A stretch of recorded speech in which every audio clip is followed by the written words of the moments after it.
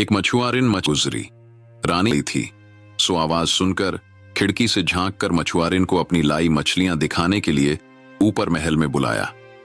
मछुआरिन मछली दिखाने लगी तो एक मछली टोकरी में से कूदकर बाहर निकलने की कोशिश करने लगी।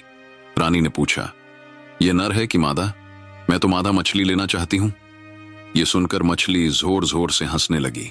मछुआरिन ने कहा, यह तो नर है। ऐसा कहकर वह टोकरी उठाकर चली गई।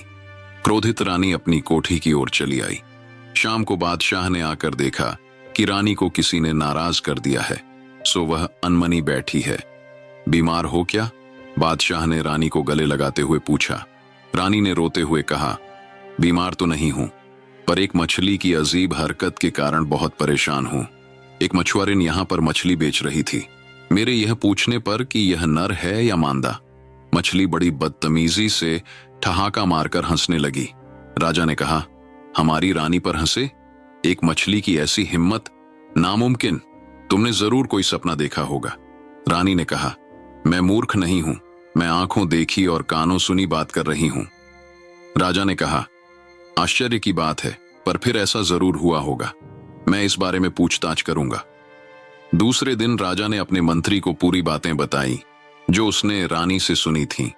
मंत्री को आदेश दिया कि मामले की पूरी छानबीन करे। 6 महीनों के भीतर कोई संतोषजनक उत्तर दे, वरना उसे फांसी की सजा दे दी जाएगी। मंत्री ने हर संभव कोशिश करने का वादा किया, जबकि उसे यह भी आशंका थी कि वह असफल भी हो सकता है।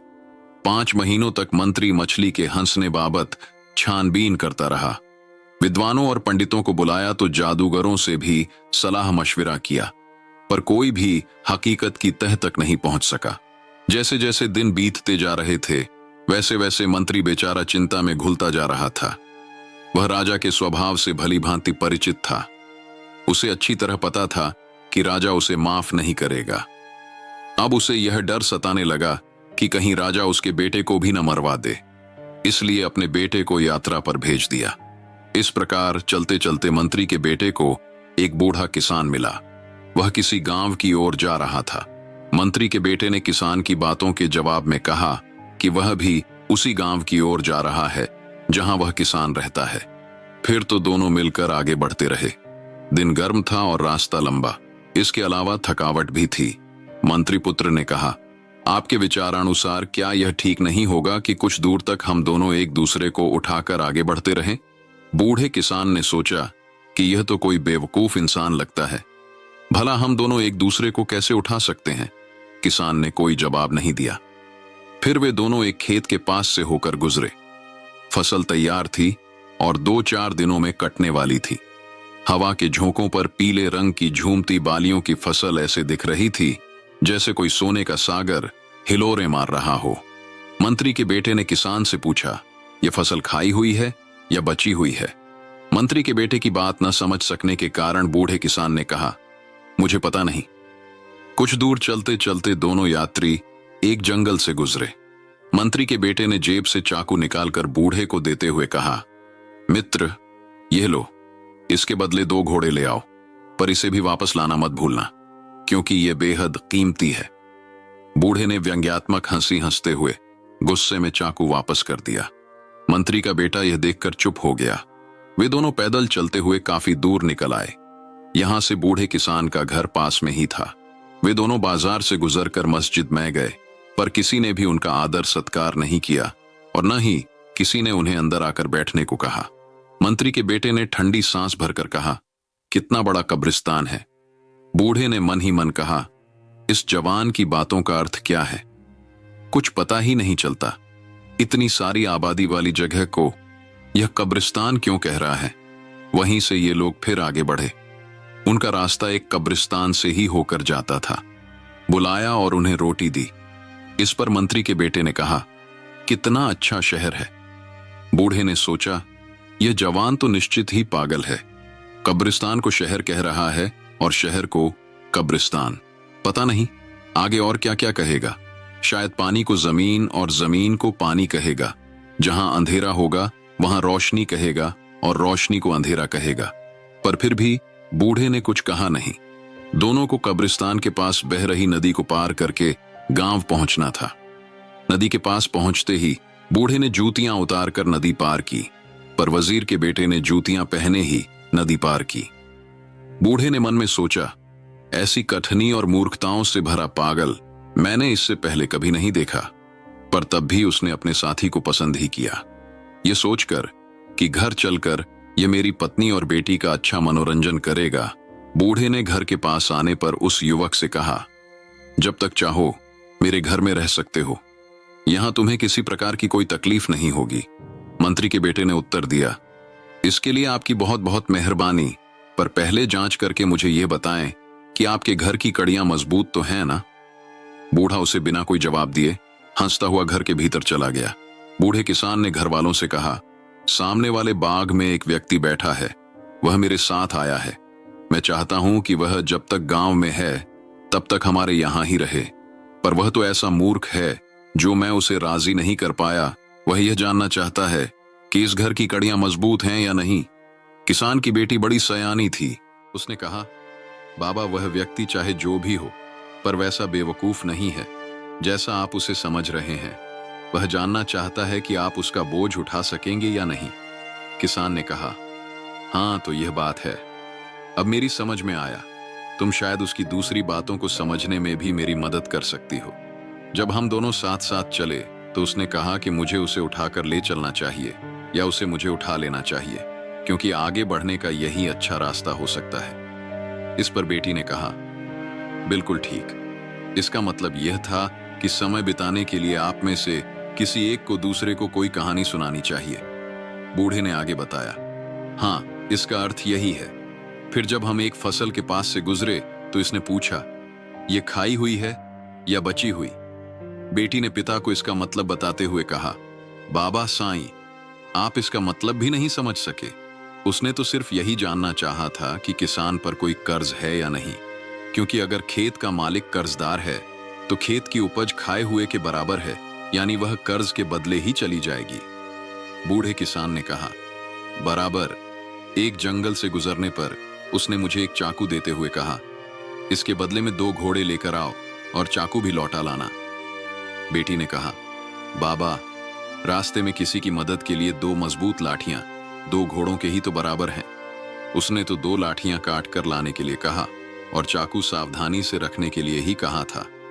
किसान ने फिर बताया, जब हम एक शहर में पहुंचे तो वहां हमें कोई परिचित नहीं मिला। फिर हम एक कब्रिस्तान के पास से गुजरे, वहां किसी व्यक्ति ने हमें बुलाकर रोटी दी। मेरे साथी ने कब्रिस्तान को शहर और शहर को कब्रिस्तान कहा। लड़की ने खुशी से कहा, बिल्कुल ठीक, अगर कोई शहर को आबादी वाला समझता हो पर वहां के रहवासी मेहमान नवाजी छोड़कर मुर्दे की तरह कोई अतिथि सत्कार न करें तो वह शहर कब्रिस्तान से बेहतर कैसे माना जा सकता है? वह शहर तो आपके लिए कब्रिस्तान के बराबर ही हुआ ना, और कब्रिस्तान शहर के समान, क्योंकि वहां आपको बुलाकर आदर भाव के साथ रोटी दी गई। बूढ़े ने कहा, वाकई नौजवान अक्लमंद है। हाँ, तो जब हम यहां घर की ओर आ रहे थे तो रास्ते में नदी पार की, लेकिन उसने जूतियां उतारे बिना नदी पार की। बेटी ने खहसते में उसकी अक्ल की दाद देती हूं। उसने तेज बहते पानी में पैरों में चुभने वाले पत्थरों से बचने के लिए ही जूतियां नहीं उतारी थी। मैं उसे देखना और उसके साथ कुछ देर तक बात करना चाहती हूं। किसान ने कहा, बहुत अच्छा, मैं उसे ढूंढ कर ले आता हूं। बेटी ने उससे कहा, बाबा उसे कहिएगा कि हमारे घर की कड़ियां मजबूत हैं, पर इससे पहले जब तक वह हमारे घर आए तब तक मैं उसे कुछ भेजती है, ताकि उसे पता चले कि हम उसका अतिथि सत्कार अच्छी तरह कर सकते हैं। लड़की ने नौकर की बुलाया और उसे 12 रोटियों के साथ छाछ की मटको दी। साथ ही यह संदेश भी कहलवाया, ओ दोस्त, चांद पूरा है, साल में 12 महीने होते हैं और नदी का पानी लबालब है। नौकर ये चीजें और संदेश लेकर जा रहा था कि रास्ते में उसे अपना बेटा मिला। रोटी देखकर उसने अपने पिता से रोटी मांगी। नौकर ने मूर्खतावश एक रोटी उसे दे दी। आगे चलने पर वह मंत्री के बेटे से मिला और उसने रोटियां उसके सामने रखी और किसान की बेटी का संदेश भी कह सुनाया। मंत्री के बेटे ने जवाब दिया, चांद नया है, मुझे तो साल में 11 महीने ही दिख रहे हैं और नदी किसी भी हालत में भरपूर नहीं है। इस जवाब के लफ्जों का मतलब न समझते हुए नौकर ने अपनी मालकिन के सामने ज्यों का त्यों दोहरा दिया। नौकर की चोरी का पता चल गया और उसे सख्त सजा दी गई। कुछ देर के बाद मंत्री का बेटा बूढ़े किसान के साथ घर आया। उसकी ओर काफी ध्यान दिया गया। उसके साथ हर तरह से ऐसा व्यवहार किया गया जैसे वह किसी बड़े आदमी का बेटा हो। बेचारे किसान को तो उसकी असली पहचान के बारे में कुछ भी मालूम नहीं था। आखिर में मंत्री के बेटे ने उन्हें सारा हाल कह सुनाया। मछली का हंसना, पिता की फांसी और अपनी विदेश यात्रा और अब क्या करना चाहिए, इसके लिए उनसे सलाह मांगी। युवती ने कहा, इन सब परेशानियों की जड़ है मछली की हंसी। मछली का हंसना दर्शाता है कि महल में कोई पुरुष रहता है। मंत्री के बेटे ने खुशी से चीख कर कहा, बिल्कुल ठीक, मेरे पास अब भी वक्त है। मैं वापस जाकर अपने पिता को ऐसे अन्यायपूर्ण मृत्युदंड से बचा सकता। दूसरे दिन मंत्री का बेटा अपने देश की ओर वापस चला और अपने साथ किसान की बेटी को भी लेता आया। आते ही दौड़ता हुआ महल की ओर गया और जो कुछ उसने सुना था वह जाकर अपने पिता को बताया। बेचारा मंत्री, जो मृत्यु की प्रतीक्षा कर रहा था, उसे राजा के सामने लाया गया। मंत्री ने राजा के सामने वही बात दोहराई जो उसने अपने बेटे से सुनी थी। राजा ने गुस्से से कहा, नामुमकिन, ऐसा कभी नहीं हो सकता। मंत्री ने आदरपूर्वक कहा, जरूर ऐसा ही है। मैंने जो कुछ भी कहा है उसे साबित करत के लिए मैं तैयार हूं। मेरी विनती है कि महल की सारी स्त्रियां एक जगह पर इकट्ठी की जाएं और एक गड्ढा खुदवाकर उन्हें उसके ऊपर से लांघने का आदेश दिया जाए। इस परीक्षा में कौन पुरुष है पता चल जाएगा। राजा ने गड्ढा खुदवाया और महल की सारी औरतों को उस गड्ढे के ऊपर से कूदने का आदेश दिया। सभी ने कोशिश की, पर उनमें सफल सिर्फ एक ही श्री, जो वास्तव में पुरुष निकला। इस प्रकार राजा को तसल्ली हुई और वफादार मंत्री की जान बच गई। इसके बाद जल्दी ही मंत्री के बेटे की शादी किसान की बेटी के साथ करवा दी गई।